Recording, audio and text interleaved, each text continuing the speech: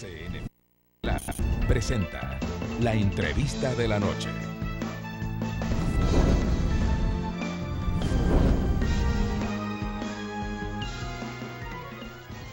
Pedimos disculpas porque hubo un problema técnico, entonces por este motivo no pudimos presentar la nota que de hecho iba a tratar el tema que también tendremos en la siguiente entrevista. Ya se encuentra con nosotros en la ciudad de Guayaquil Juan Carlos Cassinelli. Él es primer vicepresidente de la Asamblea Nacional y me imagino que ya le han de poner en pantalla para poder saludarle y está.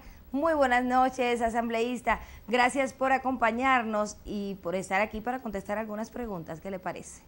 Buenas noches, Ámbar. Muchas gracias. A toda la audiencia también una buena noche. Comencemos hablando del tema de la ley de hipotecas. Bueno, íbamos a verlo en la nota, pero le comento. Se ha señalado por parte de la Asociación de Bancos Privados que esta ley, que ya fue aprobada por la Asamblea, generará muchísimos inconvenientes, sobre todo a la clase media. De hecho, ellos señalan que ahora para otorgar un crédito hipotecario solicitarán el 50% del costo de la vivienda para poder otorgar el crédito. ¿Cuál es su criterio en torno a la reacción tanto de la banca privada como del sector automotriz, que son los que están en contra de esta ley?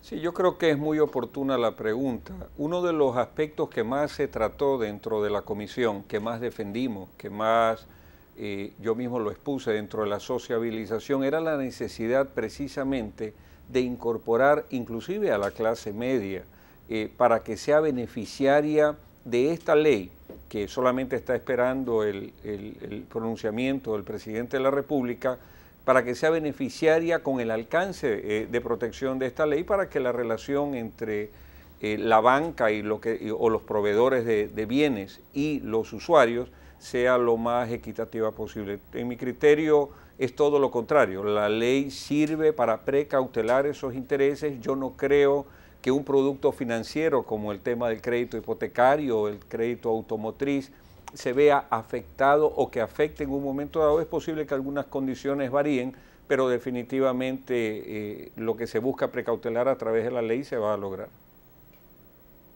Pero esto de que plantean ahora los de la banca privada, del hecho de pedir el 50% para entregar un crédito, esto cambiará un poco el escenario, porque señalan que, claro, no todo el mundo va a poder poner el 50%, que es lo que van a pedir ahora. Yo creo que es adelantar criterios. Primero, la Asamblea ya resolvió la ley, pero falta todavía la parte de colegislatura de parte del Ejecutivo.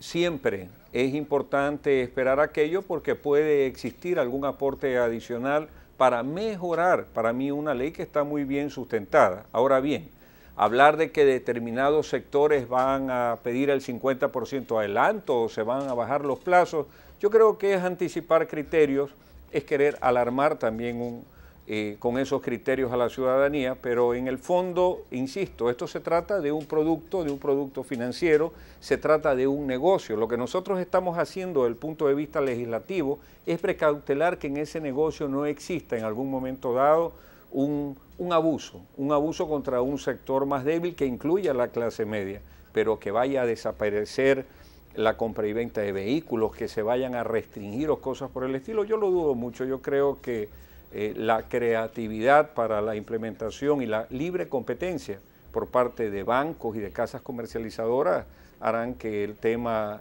siga evolucionando de una manera positiva. Asambleísta, el presidente lo dijo y también algunos asambleístas, el tema es privilegiar al ser humano por sobre el capital, pero tampoco se pretende destruir el capital, porque eso a la final también incidiría en contra del ser humano.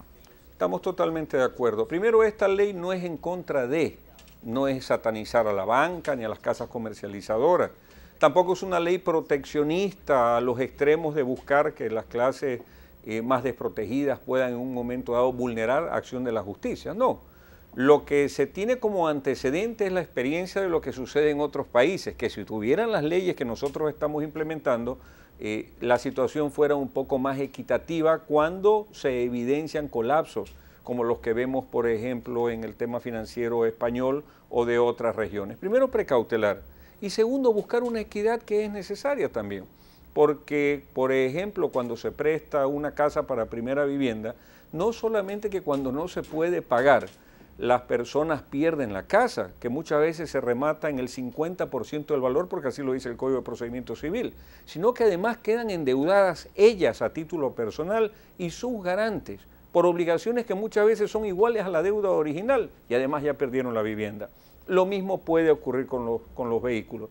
Puede ser, Ámbar, que tratándose de un proyecto de ley económica urgente, obviamente los 30 días de sociabilización, de 2 debates, etcétera, de inclusión, pudieran acarrear que pudiera haber algún tipo de normativa que pudiera ser ajustada. Por eso es importante esperar el criterio final desde la colegislación por parte del Ejecutivo, ver el proyecto y estoy seguro que las condiciones del mercado se ajustarán a este tipo de situación. Asambleísta, ¿por qué se incluyó a los vehículos? Ciertamente en las viviendas uno siempre va a querer pagar la vivienda, nunca va a querer perder la casa y va a hacer todos los esfuerzos humanamente posibles para pagarla, pero en el caso de los vehículos no se trata de que uno no lo quiera pagar, sino que el vehículo puede sufrir un accidente, se deteriora más rápido, tiene otras condiciones. Por eso es que el sector automotriz dijo, ¿por qué incluyen los vehículos en un tema que inicialmente solo era para las viviendas? Es correcto, Ámbar. Inicialmente el proyecto que llegó el Ejecutivo, y así fue tratado en el primer debate de la comisión, incluía únicamente el tema viviendas. Pero para el debate que se dio en el Pleno, hubieron aportes de distintos asambleístas donde quisieron no solamente hacer un alcance al tema de los vehículos, hubieron aportes que inclusive llegaron a hablar de los créditos agrícolas, de los créditos productivos. La comisión empezó a analizar todo el contexto de los distintos aportes y se decidió que era oportuno poner para el segundo debate el incorporar a los vehículos dentro de determinadas premisas que están en el proyecto de ley que finalmente fue aprobado por el Pleno de la Asamblea. ¿Por qué? Porque la motivación venía a ser muy similar, el tema de intentar de alguna manera prevenir situaciones de colapso que pudieran en un momento dado dar una situación de desventaja a las personas ante pretensiones económicas imposibles de cumplir. En ese sentido es como se ha legislado, por eso se incorporó con la votación además por unanimidad de todos los miembros de la comisión, por cierto, antes de entrar al Pleno, lo cual implicaba que las distintas bancadas estaban de acuerdo y así finalmente se reflejó en la votación final que pasará al Ejecutivo para su veto o para su aprobación. No están incentivando, según el sector automotriz en particular, no están incentivando, la banca también lo dice, el no pago, el que la gente prefiera no pagar porque de todas maneras, bueno, ya lo devuelve y sobre todo en el caso de los vehículos, después de un año de haberlo usado, vaya a decir, eso lo escuché ayer en la radio a un representante de la banca que decía, bueno, después de un año de usar el vehículo, mejor se lo devuelvo a la casa comercial y me compro otro. ¿Cree usted que a ese nivel de viveza se llegaría? Bueno, la viveza puede estar presente en los distintos aspectos y de todas las partes de una relación comercial y contractual.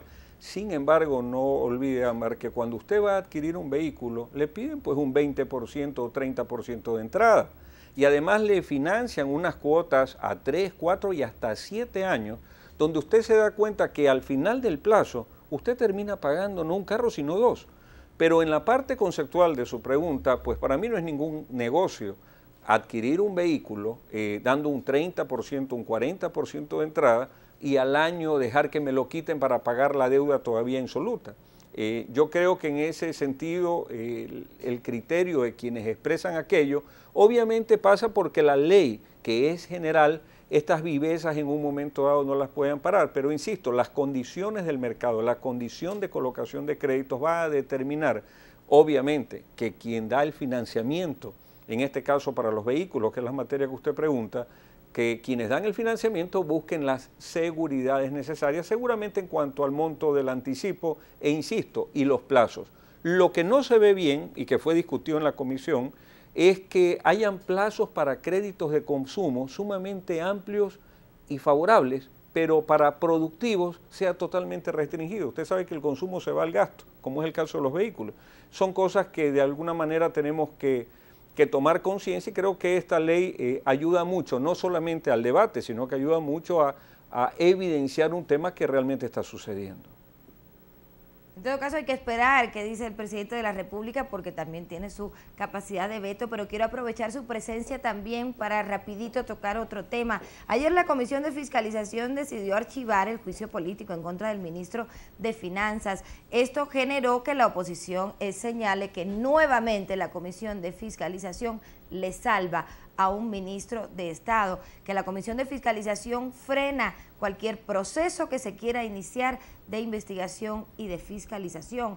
Eso es lo que está ocurriendo, asambleísta. Oh, qué importante su pregunta. Fíjese usted, la primera vez que un ministro de Finanzas, en lo que yo tengo memoria y seguramente la ciudadanía, en más de 20 años, coge y cancela como gobierno, la primera vez que un gobierno cancela lo que se le debe a la seguridad social, en más de 1.500 millones de dólares, y precisamente ese ministro que hace un hito histórico junto con el gobierno es el ministro que se lo quiere llevar a juicio político por no haber cancelado lo que ya había cancelado. Yo creo que en ese sentido debe existir una gran responsabilidad por parte de los que se llaman fiscalizadores, de donde quiera que vengan. No es que se trata de archivar, pero en el caso del proceso que la comisión votó por su archivo ayer, de lo que se evidenció, de lo que era la acusación, el tema del no pago, que ya estaba pagado, que no se había pagado hace muchos años. ¿Cuándo esos sectores de oposición llamaron a esos ministros que no pagaron al Seguro Social y los enjuiciaron políticamente y además los destituyeron? Hoy que se paga están buscando lo otro. Yo creo que hay temas que se caen por su propio peso, y en el caso particular del llamado a juicio del ministro de Finanzas quedó evidenciado que las acusaciones no tenían, en mi criterio, ningún tipo de sustento. Ese fue el argumento básico, que el ministro de Finanzas sí ha pagado al IES. ¿Qué otros argumentos hicieron que se archive el proceso? Bueno, la segunda acusación tenía que ver con el retraso aparente que había tenido el seguro en pagar los servicios médicos que se daban por su parte a los jubilados por las distintas clínicas particulares, que se hablan de una millonaria deuda. Y lo que se evidenció también, por eso es importante que estos procesos se den, yo no digo que no, estos procesos previos dentro de la Comisión de Fiscalización, lo que se evidenció es que todavía se estaba dando un cruce de cuentas, que no había una morosidad, pero obviamente se tenía que justificar por parte de las distintas clínicas, etcétera, los gastos en que se habían incurrido y por qué motivo. Eso dentro de los tiempos normales, no hay una morosidad, no hay la suspensión de ningún tipo de servicio. Fue el segundo elemento de la acusación que fue evidentemente y fehacientemente descartado por parte del ministro. Insisto, y con esto los argumentos para querer llamar a un juicio político fueron totalmente desvirtuados. Y el archivo, en mi criterio, totalmente justificado también. Le quiero agradecer muchísimo, asambleísta, por haber estado esta noche con nosotros. Siempre es un placer conversar con usted de estos temas que nos importan al país en general. Muchísimas gracias. Gracias a usted, Álvaro. Buenas noches. Buenas noches. Carlos Casinelli, primer presidente de la Asamblea Nacional, esta noche en CN Plus Estelar. Vamos a una pausa, pero quédese con nosotros. Ya regresamos con más. CN presenta la entrevista de la noche.